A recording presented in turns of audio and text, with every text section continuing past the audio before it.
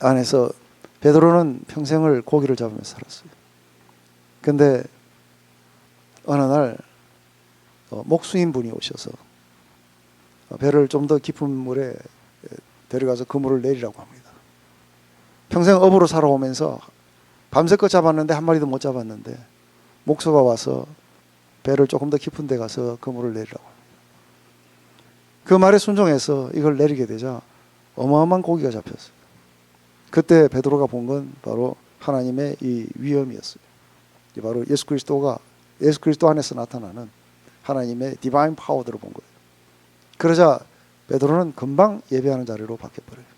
무릎을 꿇고 내게 난 합당하지 않은 사람이니까 이 죄인을 떠나소서 하고 고백해요.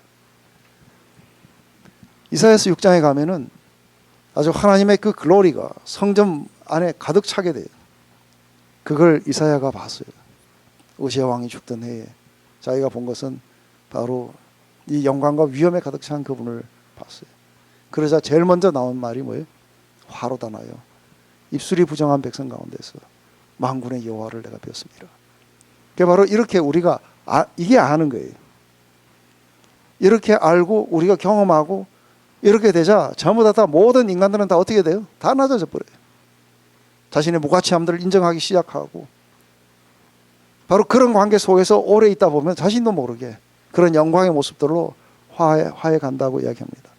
그렇기 때문에 주는 영이시니 주의 영이 계신 곳에는 바로 자유함이 있고 그 속에서 강제로 억지로 이렇게 시키는 게 아니라 그분과의 이런 무한한 사랑의 인격적인 교제를 통해서 우리가 한 영광에서 또 다른 영광으로 계속해서 변해가는 것은 바로 주의 영으로 말미암으라고 합니다. 그렇기 때문에 안에서 이 영광을 본 자들은 지금 베드로가 지금 하는 말투가 그렇습니다. 아주 두려움과 떨림 속에서 하나님을 참 이게 어메이징한 이야기인 거예요. 이게 지금 예수님이 떠나가시고 난 뒤에도 한 30년은 좋게 흘렀을 거예요. 그런데 어느 날 어부가 이렇게 고기 잡다가 어떤 만난 동년배 그 남자예요, 그죠? 그걸 따라다니면서 신나는 3년 반을 보내고 난 뒤에 와가지고 지금에서야 바로 자기가 그냥 편안하게 대했던 그분인데 알아가면 알아갈수록 30년 지나고 난 뒤에 아주 두렵고 떨림 속에서 자신의 그런 부르심들이 뭔지 그걸 알아가면 알아갈수록 점점 더 어메이징해져 가는 거예요.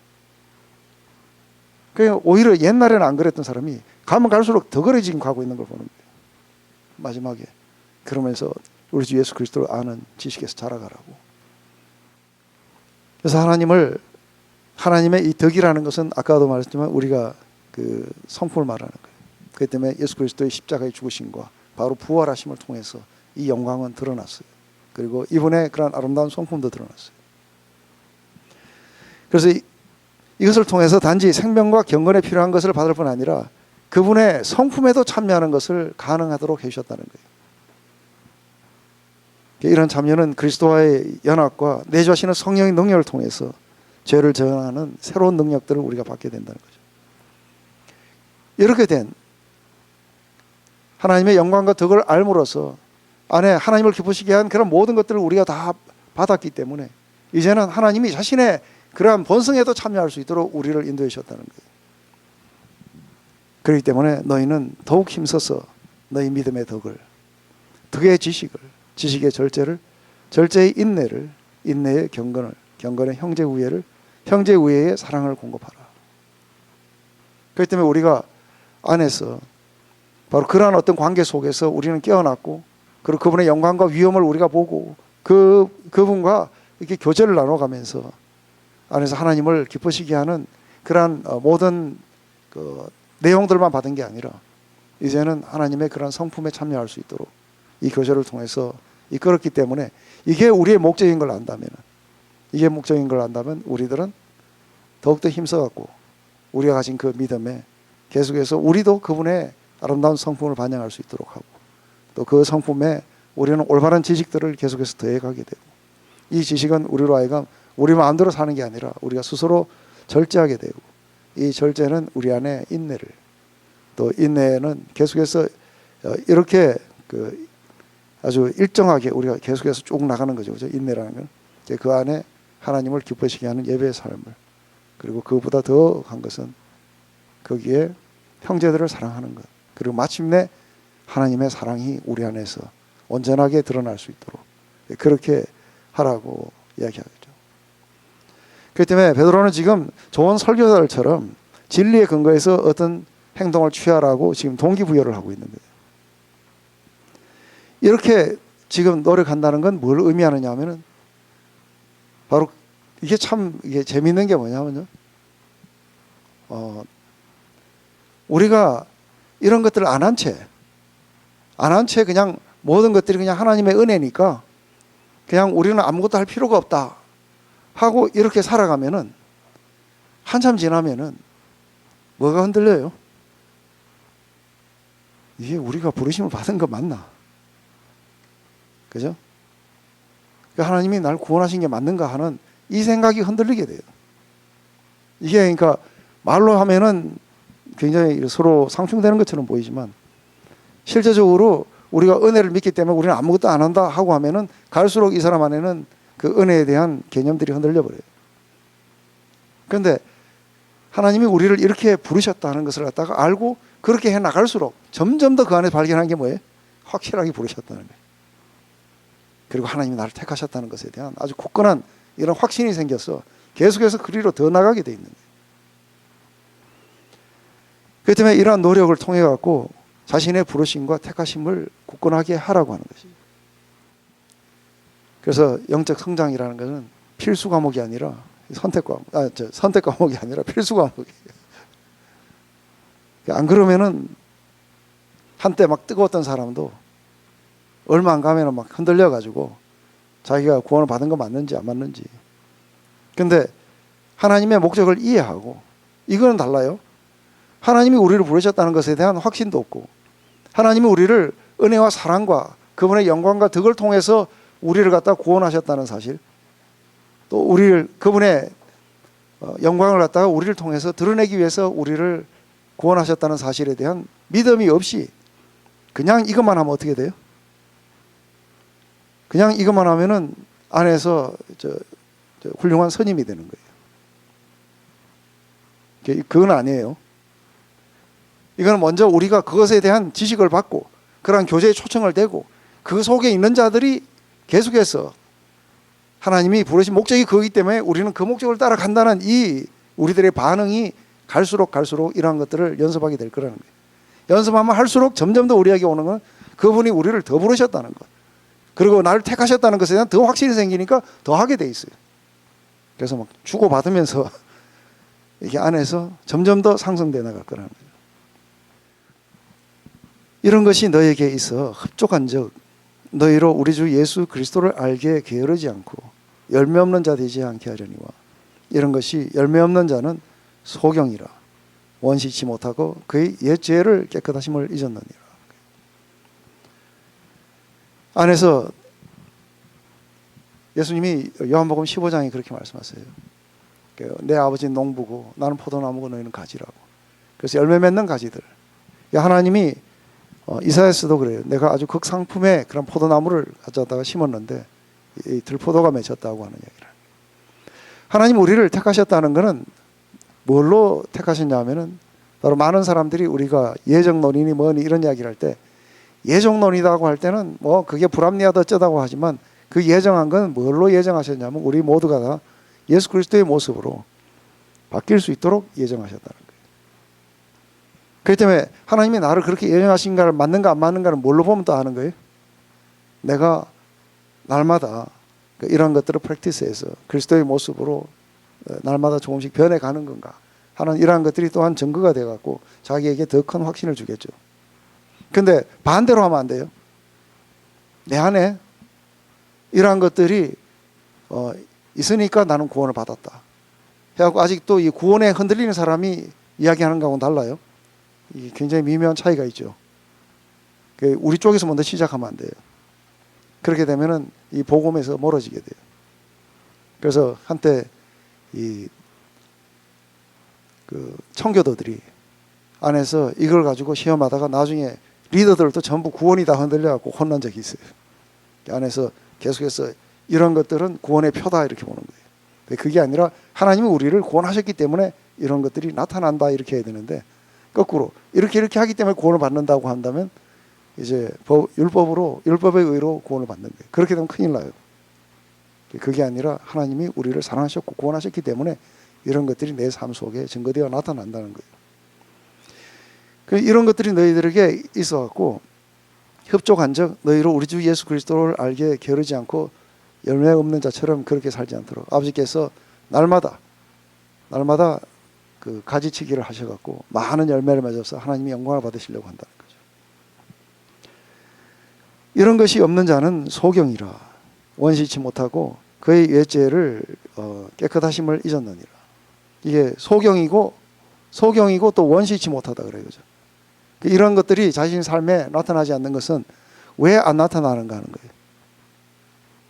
왜 안 나타나는가 하면은 안에서 이제는 옛 죄를 깨끗하게 하심도 십자가의 사건도 자신 안에서 잊어버렸고, 그리고 원시치 못해갖고 이후에 하나님이 영광 가운데 우리를 부르시는 그날에 대해서도 못 보고 있는 거예요. 그래서 그 옛 죄의 깨끗하심도 잊어버렸다는 거예요. 안에 살아가면서 얼마나 십자가가 우리 안에 그렇게 중요한지. 그렇지만 그걸 잊게 될 때마다 우리들은 옛 죄의 깨끗함을 잊어버렸기 때문에 금방 나오게 되는 게 뭐냐면 우리 당면한 앞에 있는 이러한 것들에 우리는 포커스 맞출 수밖에 없어요. 그렇기 때문에 당장 우리가 살아가야 되는 문제, 또 우리가 우리 마음을 즐겁게 하는 문제, 이런 거에 우리는 초점을 기울이게 된다는 거죠. 그 결과 먼 훗날 다가오게 되는, 언젠가는 우리가 떠나게 해야 될 그때에 우리는 어떤 대접을 받을까, 어떤 것들이 그 앞에 기다릴까 하는 걸 잊어버리게 됐죠. 그러므로 형제들아 더욱 힘써 너희 부르심과 택하심을 굳게 하라. 너희가 이것을 행한 적 언제든지 실족하지 아니하리라. 이같이 하면 우리 주 곧 구주 예수 그리스도의 영원한 나라에 들어감을 넉넉하게 얻게 될 거다. 그 안에 실제로 이단의 사상은 이런 것들이 별로 중요하지 않다고 했어요. 왜냐하면 그걸 아는 지식만 가지고 있으면 된다는 거죠. 그렇기 때문에 물어봅니다. 예수님을 아십니까? 하면 예, 압니다. 그리고 예수님이 우리를 위해서 죽으셨습니까? 압니다. 근데 그게 지금 여기서 말하는 알다가 아니죠. 그죠?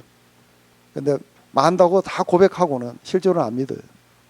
그러니까 이건 안다는 것은 우리의 그런 영혼이 그것을 갖다가 믿음으로써 아는 거예요. 그렇기 때문에 안에서 우리가 이런 식으로 해나가게 된다면은 안에서 우리의 부르심과 우리의 택하심을 갖다가 우리가 이렇게 굳게 하는 건데, 이것도 잘못 해석해가지고 부르심과 택하심을 우리가 어떻게 하는 거에 따라 달라지는 것으로 그렇게 생각할 수 있어요. 언론 보면 그렇죠. 그죠? 네가 이런 걸 해가지고 그분이 부르시는 것을 확정시켜라 하고 이야기할 때 잘못 들으면은 우리가 어떻게 하느냐에 따라서 그분이 우리를 부르시고 어떻게 하느냐에 따라서 그분이 우리를 택하시나? 그건 또 그렇게 가면 큰일 나는 거예요. 그건 반대예요. 그게 아니라 이미 그분이 우리를 택하셨고 부르셨기 때문에 우리는 이렇게 행한다는 거죠. 이렇게 하다 보면 우리의 의식 속에 그분이 부르셨고 또 우리를 갖다가 택하셨다는 것을 확실하게 경험한다. 이런 자들은 하나님 나라 안에 들어가기에 조금도 부족함이 없이 넉넉하게 다 들어가겠죠. 그죠? 그렇기 때문에 이 부르심과 택하심을 굳게 해야 되는 이 두 가지 이유는 부정적으로는 다시 죄된 상태에 빠지지 않게 함이고, 이것은 다시 타락으로 이끌어 마침내 언어에서 떨어진 자들로 이렇게 만들어가는 세력들이 있다는 거죠. 긍정적으로는 하나님 나라에 들어가기에 아주 넉넉함을 얻기 위함이죠. 신의 성품에 참여한다. 이것은 온전한 신의 성품을 우리가 가졌다는 의미가 아닌 거죠. 우리가 거기에 참여한다는 거예요. 우리한테는 없는 거예요. 근데 어떤 것에 우리가 참여하는 거죠. 그렇기 때문에 이것은 많은 사람들이 잘못 생각하면은 우리가 마지막 때 온전하게 우리 모두는 다 그리스도의 모습으로 바뀔 거예요. 그리고 우리는 그 어떤 경쟁도 없이 그 안에 온전한 연합을 이룬 채 우리는 공동체 안에 살아가게 될 거예요. 근데 그때는 우리 모두가 다 하나님의 성품에 우리가 참여하고 있기 때문에. 근데 이것이 이 땅에서 온전하게 이루어지진 않아요. 그렇기 때문에 우리가 그분의 성품에 이게 참여하는 것은 자라가라는 이야기시지 그 어떤 상태가 되어 있어야 된다고 하는 건 아니에요. 그리스도와 연합과 내주하시는 성령의 도움으로 타락한 세상에서부터 분리되어 하나님의 성품 안으로 점점 더 가게 되는 거예요. 그렇기 때문에 이러한 것들을 하라는 것이죠. 그리스도 안에서 새로운 피조물이라고 제가 상담을 하면 굉장히 많은 사람들이 자신의 정체성에 대해서 흔들려요. 그러면서 제가 아는 사람들의 거의 대부분이 크리스찬들인데 그들은 여전히 자신을 갖다가 그리스도 안에서 바라보지 않고 그냥 자연인 자기로서 자기를 바라보면서 그 영혼의 고통을 당하고 있는 것들을 봐요. 그러면 어떤 그 자신이 죄책감으로 많이 시달리고 있는 사람들에게 다시 한번 예수 그리스도의 보혈을 설명해주고 그리고 그 안에서 새롭게 되었다는 그 이야기를 해줄 때에 그때 기도를 해주면은 많은 사람들이 안에서 이렇게 순간적으로 안에서 이렇게 변화가 되는 것들을 봐요. 근데 이 변화가 될 때 굉장히 중요한 그 개념 하나가 뭐냐면 이게 마치 이런 이야기를 하는 것은 그리스도 안에서 새로운 피조물로 이렇게 바뀌어간다는 그런 의미가 안에서 옛날에 나는 그거 했는데 이게 마치 더러운 거 있다가 목욕을 싹 하고 이렇게 나와갖고 내가 이제 깨끗한 상태가 됐다 이렇게 보는 거예요. 그렇게 한다면은 안에서 이건 곧 조금 있으면 또 더러워질 거예요. 그럼 또다시 새로운 피조물이 될 필요가 있어요. 그죠? 날마다 새로운 피조물로 계속해서 이렇게 바뀌는 작업들이 계속 일어나야 돼요. 그렇기 때문에 한 번으로 안 끝나게 돼요. 그 안에 그리스도 안에서의 새로운 피조물이라는 것은 하나님과 관계하는 것이 새로워졌다는 거예요. 이제는 뭐예요? 자신을 갖다가 그리스도 예수 안에서 자신을 바라본다는 거예요. 그리고 바로 그리스도 예수께서 내게 행하셨던 그 사역 속에서 그분의 역사 속에서 자신을 새롭게 발견하고 그리고 그분과 새로운 관계를 맺는다는 이 의미인 거예요. 그렇기 때문에 어떤 한 영혼이 죄를 지었어요. 근데 이 죄진 영혼이 안에서 새로운 피조물이라고 하는 것은 안에서 그전에는 하나님이 없이 또 하나님과 상관없이 그렇게 살았던 삶이 있었다면 이제는 그 모든 것들을 용서하시는 하나님과의 관계 속으로 들어오라는 거예요. 그리고 그분이 베풀어 주시는 자유와 평화를 맛보면서 그분과 이렇게 친밀한 관계 속으로 안으로 들어오는 이게 새로운 피조물인 거예요. 그렇기 때문에 그전에는 예수님도 우리가 육체대로 알았다는 거예요. 그렇지만 이제는 그렇게 보지 않는 것이 안에 우리가 새로운 피조물이기 때문이다 하고 고린도후서에서 그렇게 이야기하는 거죠. 그리스도인들도 여전히 죄를 지을 수 있어요. 이것이 왜 우리가 여전히 죄와 싸워야 되는지에 대해서 이야기하고 있는 거죠. 그렇기 때문에 베드로는 이걸 통해 가지고 독자들에게 이게 놀라운 영적 능력이 그들에게 유효하다고, 그래서 한번 얼마든지 하나님을 기쁘시게 해드리는 그런 것으로 갈 수 있고 이런 자원들을 사용해서 영적 성장을 이루고 또 이 경건의 연습이 영원한 하나님에 들어갈 수 있다는, 그래서 그냥 들어가는 게 아니라 아주 넉넉하게 들어가게 된다는 거죠. 그렇기 때문에 이런 연습들을 하라고 그렇게 하는 것이죠. 또 한 가지는 그 안에 성령의 열매에 대해서 이야기를 할 때 우리 안에 나타나는 모든 것들은 성령께서 우리 안에 오셔서 내주하시면서 하신 역사의 이 열매가 아닌가 하고 이야기를 해요. 이게 맞는 이야기예요. 그런데 이 열매를 추구하라고 하는 건 또 뭐냐는 거죠.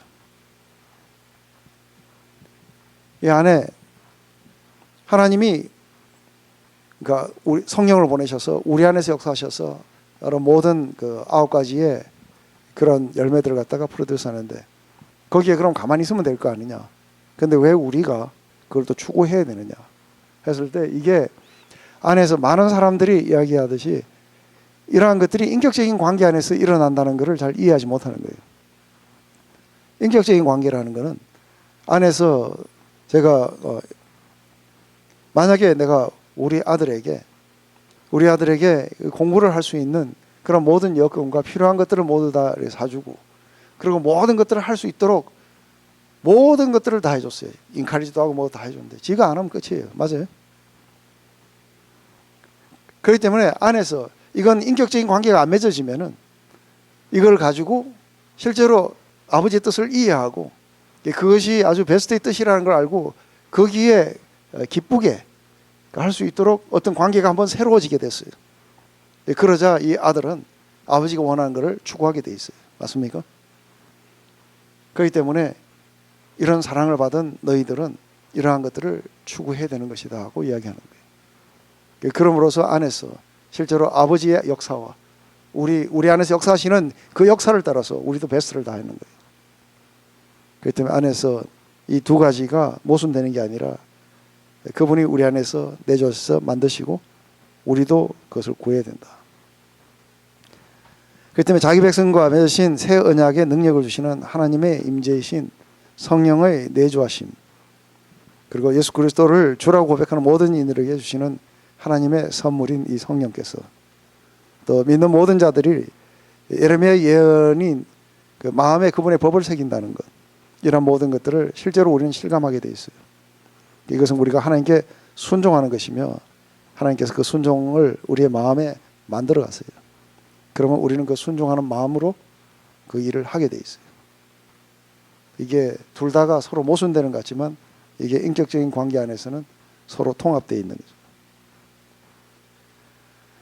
그렇기 때문에 이것은 우리가 스스로 노력해서 거룩해지는 데 이르는 게 아니라는 거죠.